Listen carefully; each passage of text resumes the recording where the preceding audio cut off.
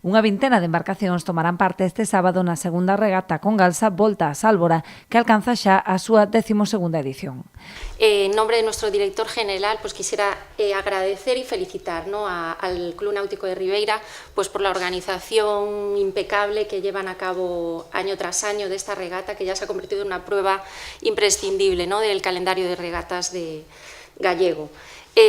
Por parte de Congalsa pues nos gusta promover el deporte en nuestra comarca del Barbanza, y la vela en concreto nos parece un deporte que aporta unos valores que lo convierten en una verdadera escuela de vida. Os participantes sairán ás 2 da tarde dende o Porto Deportivo de Ribeira para percorrer unha distancia dunhas 15 millas, que inclúe a circunnavegación non só ao redor de Sálvora, senón tamén dos illotes Bionta, Noro e Rúa. La regata Vuelta a Sálvora, que yo le llamaría más bien la regata vuelta a las islas o a los islotes, ¿no? Porque por supuesto damos la vuelta a Sálvora, pero también damos la vuelta a Bionta, al islote de Noro y también a la isla de Rúa.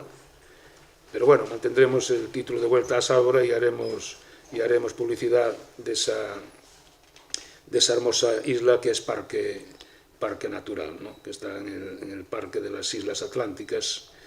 Dependendo das condicións meteorolóxicas, establecerase o rumbo da regata, que pode ser norte a sur ou viceversa. Decidirase o mesmo día da proba na reunión de patróns que se celebrará nas instalacións do Club Náutico Ribeirense, co obxectivo de garantir a máxima seguridade. El propio día se abrirá la oficina de regatas a las 10 de la mañana para comprobar toda la documentación, y como es habitual ya en este club, a las 12 tendríamos una reunión de patrones donde especificaríamos, o sea, le comunicaríamos a la flota el recorrido a realizar, puntualizando bien lo que son las boyas donde van a estar. Haberá trofeos para os 3 primeiros clasificados en cada clase: regata, cruceiro, regata e cruceiro, e agasallos para todos os tripulantes.